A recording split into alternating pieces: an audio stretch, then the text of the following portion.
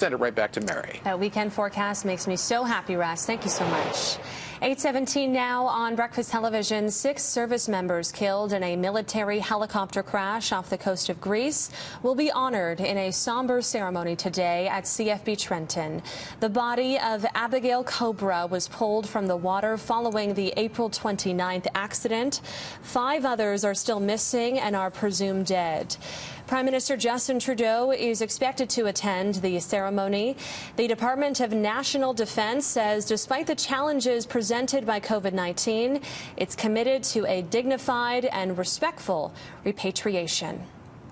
A Good Samaritan is reflecting on her heroic attempt after she tried to save the lives of 2 children trapped underwater near Chilliwack. Greg Harper has this story. Kind of leading up to her birthday, it's a little heavy and hard to deal with, so I wanted to kind of reconnect with nature and go do something that kind of is disconnected, put your phone down, kind of live in the moment and just enjoy nature. It was supposed to be an escape into the wilderness to reflect and remember her sister who died in a car crash a year and a half ago. But Joy Pringle's day ended with a horrible accident and a heroic effort on Sunday night near Chilliwack. A family of 5 was enjoying a ride in an all-terrain vehicle when it slipped down an embankment, rolled roughly 50 meters, and crashed into the frigid waters of Foley Lake. Shortly after, Joy says a young man on his dirt bike frantically informed her there had been an accident. When I asked if anyone was injured, he said he didn't know and that he couldn't see them. And so we ran to the water first from our campsite, but we couldn't see anything. So then we ran up higher. We ended up running for about 10 minutes. Felt like 10 minutes, I'm not too sure. Had I known, I would probably have tried to drive in my 4x4. After making it to the water and learning 2 children were unaccounted for, Joy says she quickly jumped into a fisherman's belly boat and made her way into the lake. She eventually dove in. Feeling around, like I could feel the tires, so I kind of figured that it was upside down and that I'd have to go even deeper, and my lungs were already hurting and burning, and it was quite cold. And I didn't have a light, and I kind of realized, like, even if I found them, would I be able to safely bring them up and get them on a belly boat by myself? And I just realized that I safely could not do it. And that was it. It was maybe unrealistic, but I was willing to try anything at that point. But I also was kind of under the realization that it wasn't safe to continue on. A 9-year-old girl and a 10-year-old boy died in the accident. Their parents and older sibling managed to survive. I stayed with the family, with the parents, until they were loaded onto the boat and I believe evacuated by helicopter. And then they really didn't want to leave the children alone in the water. And that's when I said, like, I'll stay there and I'll stay there until they leave with the medical examiner or the coroner, and they won't be alone. And I honored that, and I feel really happy that I could give them that peace of mind. And when my sister passed away, someone did it for us, and I just really feel grateful that I was able to do that for them. Joy says she hopes the family feels loved and eventually finds a way to find some peace. The BC Coroner Service is investigating. Greg Harper, City News. Unbelievable. Okay, thank you so much, Greg. It is 8:21 now on Breakfast Television. Well, the deadline is fast approaching for Vancouver and Victoria to clear out 10 communities in those cities. This is following a provincial order. Ashley Burr has more. By Saturday, Oppenheimer Park should be empty. Well, that's the plan anyways. The province is using a provincial emergency order to try and clear out 3 tent communities in Vancouver and Victoria. And as the deadline approaches, it appears there's still a lot left to do. I think for people that are getting indoors and that it's working for, things are going pretty amazing. We've had a few people that it's not working out so well for, and they've already returned to the park. Last month, the province enacted a public safety order to temporarily relocate people from tent cities in Vancouver and Victoria into accommodations at hotels and community centres to protect them from the ongoing pandemic. About 200 people have been living at Oppenheimer, and homeless advocate Chrissy Brett says so far about half of the campers have moved out.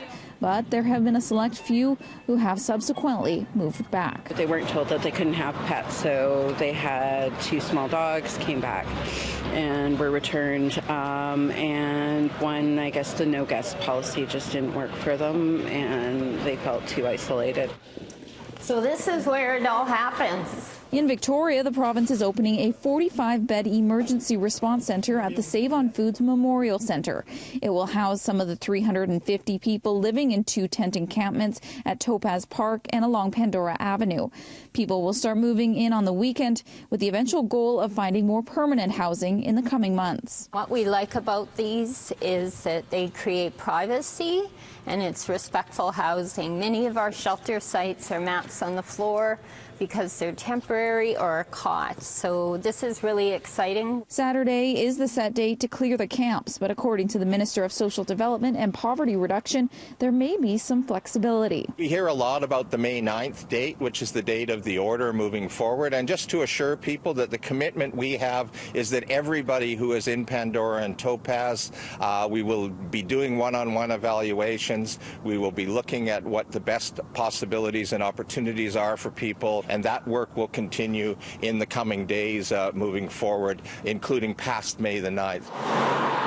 Back at Oppenheimer, camp advocates tell City News they have some kind of plan of action and will implement it in the coming days. This has become an epicenter of where people can actually support homeless people in ways that maybe they don't feel as comfortable doing, just skipping down an alley or down Hastings Street. In Vancouver, Ashley Burr, City News. 8:24 now. Almost $6 million in fines have been handed out across Canada to people not practicing social distancing in public places.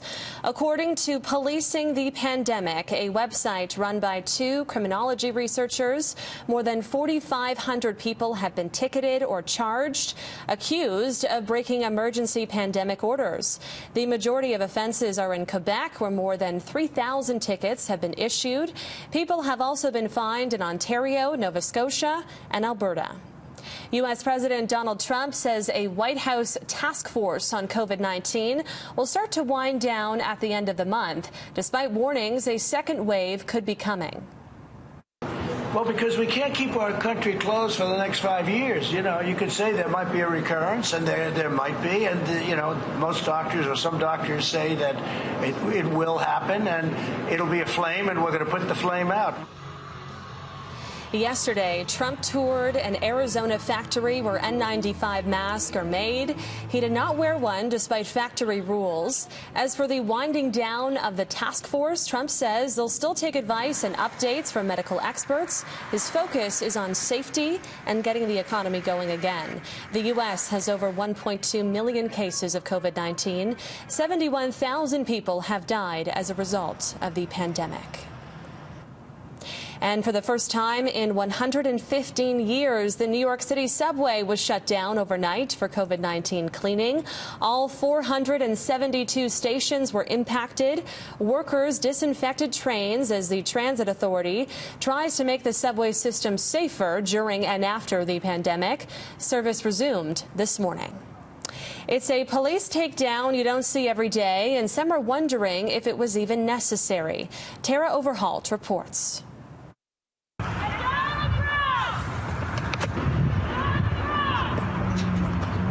Lethbridge police are investigating the actions of several officers who didn't seem to know about the annual May the 4th celebration for Star Wars fans.